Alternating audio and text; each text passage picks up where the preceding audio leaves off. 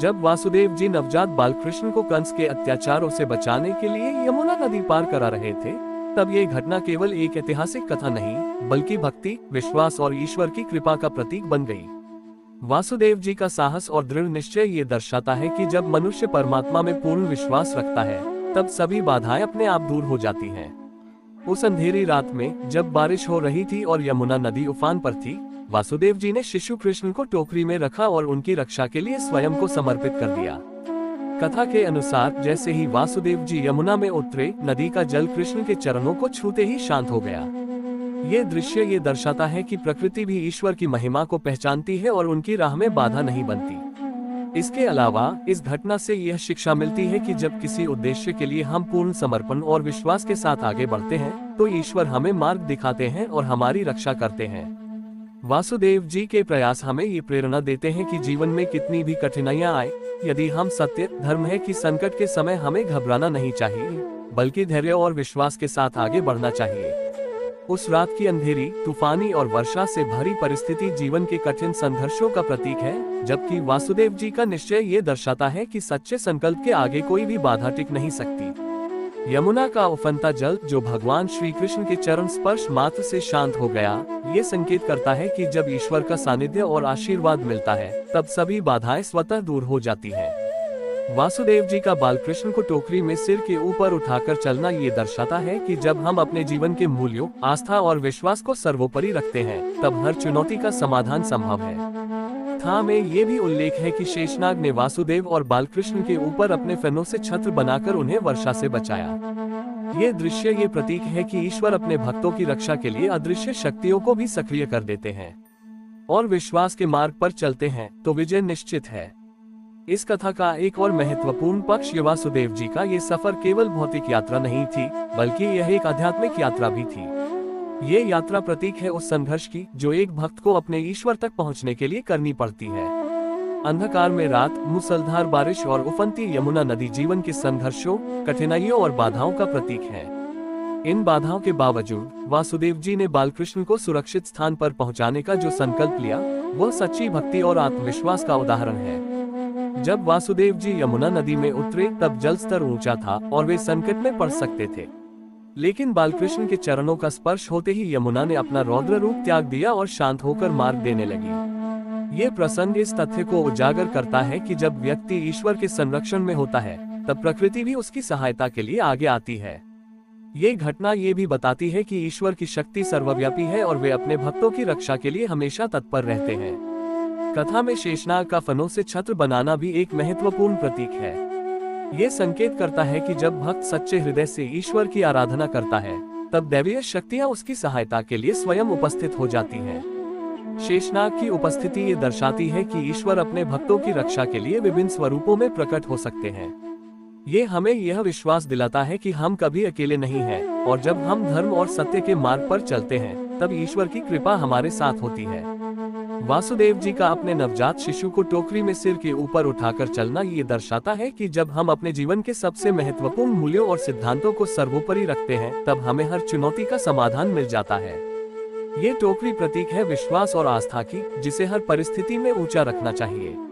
यमुना का जल यहाँ जीवन के संघर्षों का प्रतीक है और वासुदेव जी का इसे पार करना ये दिखाता है कि यदि हम धैर्य और साहस के साथ आगे बढ़ें, तो कठिनाइयां हमें रोक नहीं सकती। इस कथा का ये भी संदेश है कि जब हम अपने कर्तव्यों का पालन निस्वार्थ भाव से करते हैं, तब सभी बाधाएं स्वयं हटने लगती हैं। ये प्रसंग ये भी बताता है कि मानवता और धर्म के मार्ग पर चलने के लिए साहस और विश्वास की आवश्यकता होती है। वासुदेव जी ने अपने व्यक्तिगत भय और असुरक्षा को त्याग कर ईश्वर के आदेश का पालन किया। ये हमें सिखाता है कि जब हम अपने निजी स्वार्थों को छोड़कर बड़े उद्देश्यों के लिए कार्य करते हैं, तब ईश्वर स्वयं हमारी सहायता करते हैं। बालकृष्ण को गोकुल पहुंचाने की यह घटना हमें ये भी सिखाती है कि सच्चा धर्म केवल पूजा पाठ तक सीमित नहीं है, बल्कि यह कर्तव्यनिष्ठा और समर्पण का भी नाम है। वासुदेव जी ने कठिन परिस्थितियों में अपने कर्तव्यों का पालन किया और अपने विश्वास को डगमगाने नहीं दिया। ये प्रेरणा देता है कि जीवन में चाहे कितनी भी मुश्किलें आए, हमें अपने आदर्शों और धर्म का पालन करना चाहिए। इस कथा से ये भी स्पष्ट होता है कि जब भगवान किसी उद्देश्य की पूर्ति के लिए अवतरित होते हैं, तब वे अपने भक्तों का माध्यम बनाकर कार्य करते हैं। वासुदेव जी इस कथा में केवल कृष्ण के पिता ही नहीं बल्कि ईश्वर के आदेश को पूर्ण करने वाले एक समर्पित सेवक के रूप में भी देखे जाते हैं। यमुना पार करने की यह घटना ये भी दर्शाती है कि जीवन में प्रत्येक कठिनाई के पीछे एक बड़ा उद्देश्य छिपा होता है। कठिनाइयां हमें मजबूत बनाती हैं और आगे बढ़ने का साहस देती हैं। वासुदेव जी का ये सफर यही संदेश देता है कि यदि हम अपने विश्वास और संकल्प के साथ आगे बढ़ें तो असंभव भी संभव हो सकता है। अंततः ये प्रसंग हमें ये भी सिखाता है कि ईश्वर अपने भक्तों के प्रति हमेशा करुणामय और दयालु रहते हैं। वे समय समय पर उनकी रक्षा और मार्गदर्शन करते हैं। जब हम अपने मन में श्रद्धा और आस्था बनाए रखते हैं तब ईश्वर हमें हर बाधा से सुरक्षित निकालकर सही मार्ग पर ले जाते हैं। वासुदेव जी की यह यात्रा केवल श्री कृष्ण को यमुना पार कराना नहीं थी, बल्कि यह जीवन के संघर्षों में विश्वास, भक्ति और समर्पण का प्रतीक है। ये घटना हमें ये प्रेरणा देती है कि चाहे कि जब कंस ने अपनी बहन देवकी के 8वें पुत्र द्वारा मृत्यु का शाप सुना तो उसने देवकी और वासुदेव को कारागार में डाल दिया। उसने उनके हर नवजात शिशु को निर्दयता से मार दिया। ये घटना मानव जीवन में बुराई की शक्ति और अहंकार का प्रतीक है, जो धर्म और सत्य को समाप्त करने की कोशिश करता है। लेकिन ईश्वर के विधान में न्याय और सत्य की हमेशा विजय होती है। इसी क्रम में श्री कृष्ण का जन्म हुआ, जो अधर्म के नाश और धर्म की स्थापना के लिए अवतरित हुए।